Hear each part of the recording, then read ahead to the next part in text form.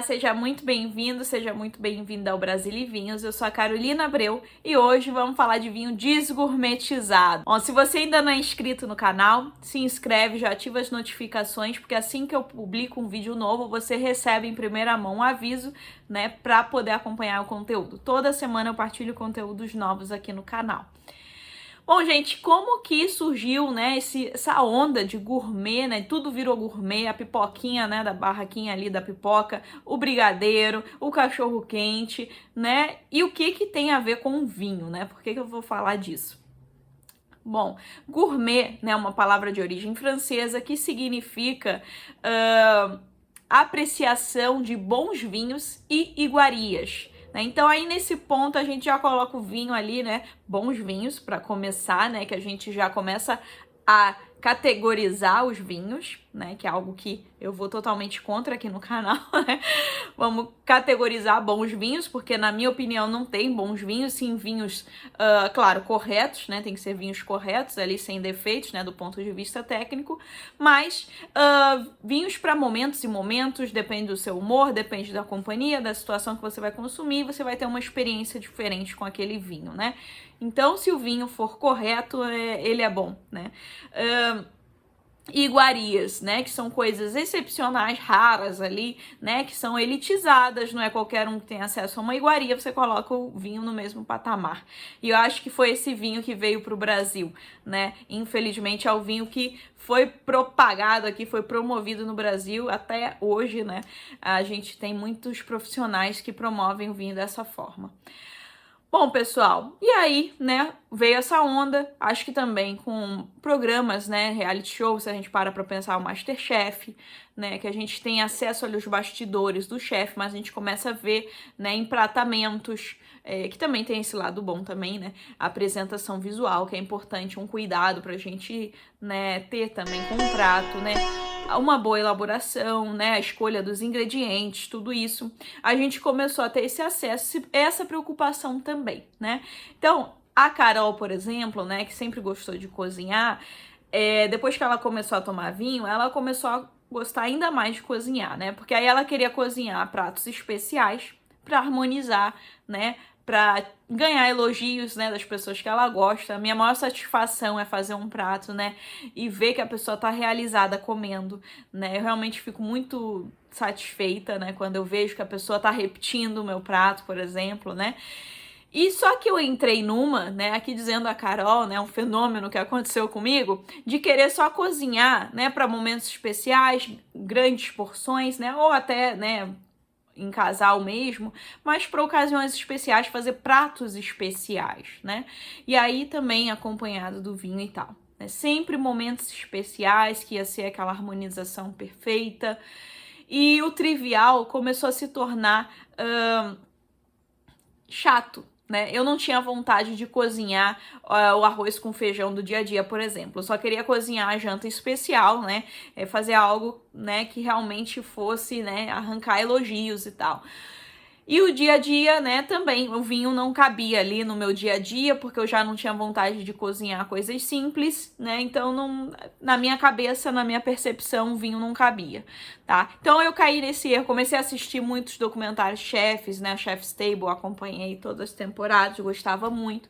Sim, eu não tô dizendo que é algo ruim, né, mas é que é algo que eu fui para um outro extremo, né, então quando eu me dei conta, eu já não sentia mais prazer na minha rotina, tá? E em cozinhar também, até pra mim, sozinha. Por quê? Porque eu, né, durante o dia tô em casa sozinha, e aí eu tenho que almoçar sozinha, eu já não via prazer nem, né, em estar comendo sozinha. Então eu fazia qualquer coisa pra eu comer, né? E o vinho não entrava nesse prazer, tipo, nesse autocuidado, né? Que hoje eu vejo o vinho como um autocuidado, é algo que eu não preciso tá, né, numa ocasião especial pra tomar. O que é uma ocasião especial, né? Então, por que não um almoço, né, do dia a dia não vai ser especial? Se ele é um arroz com feijão, banana e ovo, por que não pode ser especial, né? É algo que eu como com tanto prazer, porque me traz tanta memória boa, né, da minha infância, e por que não o vinho não pode ser tomado dessa forma? Assim que eu vi, né, que o vinho é apreciado nas culturas, né, realmente onde o pessoal tem história de tomar o vinho, onde tem a cultura do vinho, as pessoas tomam o vinho com a sua comida simples do dia a dia. Né? Aqui na Serra Gaúcha, o que me encantou quando eu vi, né, era o vinho colonial, o vinho do dia a dia da mesa das pessoas, dos colonos, né?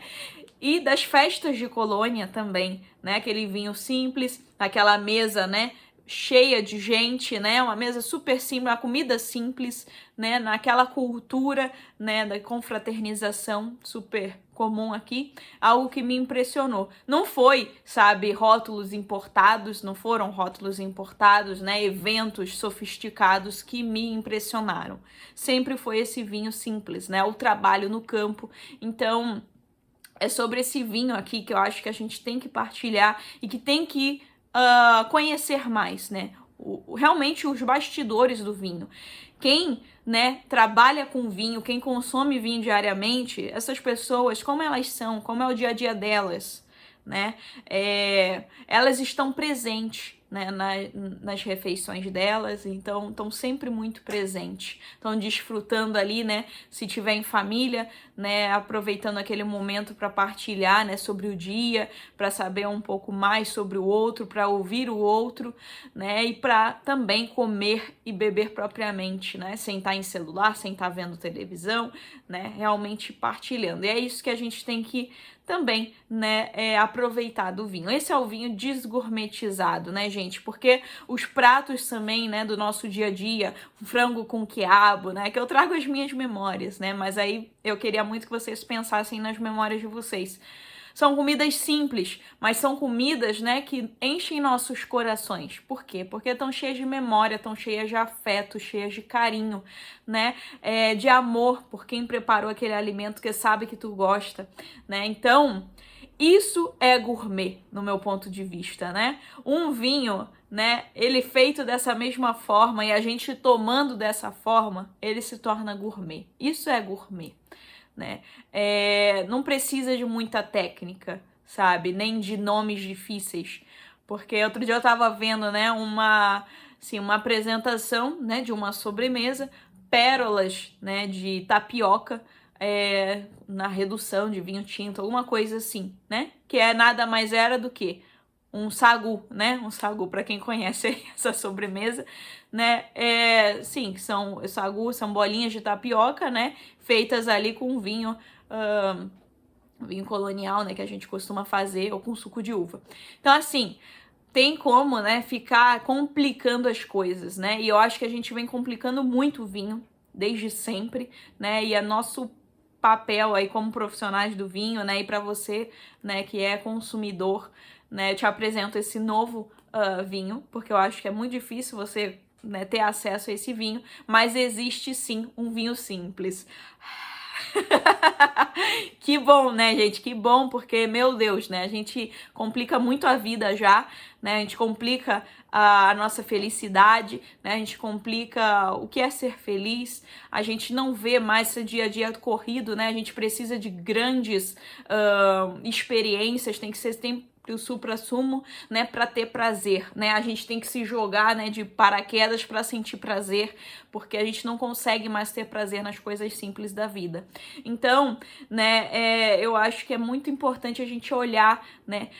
Faz aquela retrospectiva que eu te convido, né, a anotar quais os pratos, seus pratos favoritos, né? De repente, olha, tem um bolo de cenoura com cobertura de chocolate, pode não ser o prato preferido, mas eu tenho certeza que traz boas memórias para muitas pessoas, né? Um pavê, por exemplo, né? Às vezes pode ser que você já tenha mudado o seu paladar, hoje seja algo muito doce para você, né? Com seus novos hábitos, enfim. Mas eu tenho certeza que você não deixa de comer, que se você comer, pode comer menor quantidade, mas que vai alimentar a alma, né? Que vai trazer aquelas lembranças. E com vinho a mesma coisa, né? Então a gente tem que começar a construir, né, essas memórias com o vinho, né? Memórias simples, memórias realmente onde a gente esteja presente. Porque quando a gente tá fazendo 1000 coisas ao mesmo tempo, que a gente tá num super evento, que a gente tá tomando aquele, pode ser um vinhaço, tá, gente? Eu digo por mim, pode ser um super vinhaço, e você tá lá falando com um, falando com outro, fazendo outra coisa, que a gente tá sempre assim, fazendo 1000 coisas ao mesmo tempo. você não vai se lembrar daquele vinho nunca mais, tá? Pode ser o vinho top dos tops que você não vai se lembrar porque você não estava verdadeiramente presente ali. Por isso que quando a gente faz uma análise sensorial, né, uma degustação técnica, né, que é nosso dia a dia profissional, né, no intuito de avaliar amostras, a gente consegue ter uma memória, né, maior dessas amostras, porque a gente está ali realmente presente, né, prestando atenção em todos os aspectos, né, daquela bebida. Então, eu deixo esse convite, né, para que a gente esteja realmente presente, né, que a gente desgourmetize as coisas, né, o nosso dia a dia, né, as nossas refeições e também o vinho, né. Eu sei que ficou um convite aí, né, com a pandemia, todo mundo começou, né, a ter muito prazer em cozinhar em casa, né, a ter momentos mais especiais em casa, o que é ótimo, que eu acho que realmente a gente tem que ter, né, mas assim, não deixar que só momentos, assim, com jantas especiais, com alimentos especiais, ou raros, ou iguarias, né, como queiram chamar, sejam marcantes, né? Que aquele dia a dia também simples, né, com aquele vinho simples do dia a dia do bag-in-box, né, que você tem aí de repente, ou no garrafão, né, ou num vinho em lata, que também seja especial, não seja menos, né, porque não é um rótulo que foi, sei lá, acima de R$100, tá? Não precisa disso, tá, gente? Então, essa mensagem que eu queria trazer nesse vídeo, né, que a gente realmente consiga desgourmetizar, né, o nosso dia a dia e especialmente o nosso vinho, tá bom, gente? Um abraço e até o próximo vídeo.